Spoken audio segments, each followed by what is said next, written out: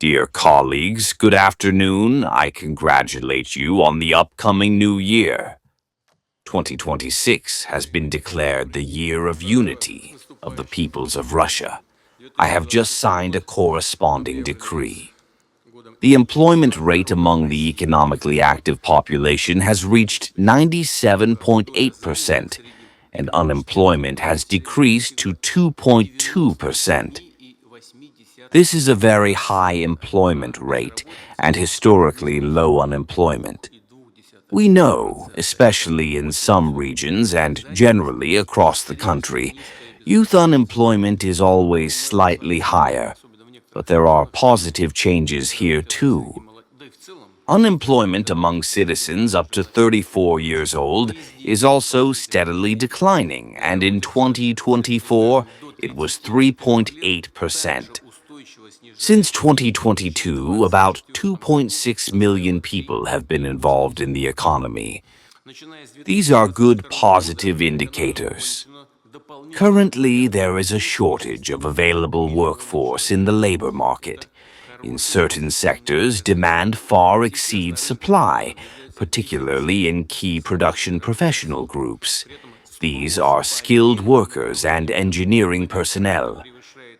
Thus, for one registered unemployed person with a working profession, there are almost 28 vacancies. I mean the upcoming 10-15 years.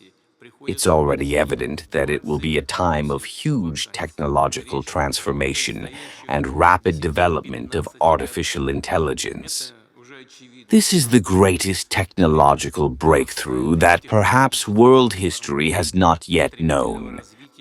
I draw the attention of regional teams, government leaders, and representatives of all sectors.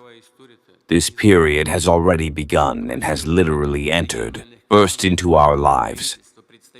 Recently, at a conference on artificial intelligence, I heard a comparison of the ongoing changes and their impact on industry development with the implementation of the space program.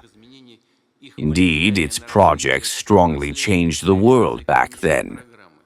But I draw your attention, dear colleagues, artificial intelligence is a much more groundbreaking, pervasive, and what is also said, a cross-cutting technology. It quickly conquers all spheres of life, automating the solving of a huge number of tasks. The speed of artificial intelligence system distribution increases every year, involving almost every person, changing their life, significance, profession, and changing the labor market itself. Listen, everything will change. We must certainly be ready for this. We need to change the entire personnel training system. This is not just a slogan or a wish. It is a crucial task for the state, business, and the education system. To solve this, we need to create accessible infrastructure, which itself must constantly change along with progress in the economy, technology, and science. Now, addressing current and mid-term personnel policy issues, we must think about and be prepared for the systemic changes that artificial intelligence brings with it. Technological restructuring has always led to the disappearance of some professions and the emergence of others, new ones. This time, the changes are of a more profound nature.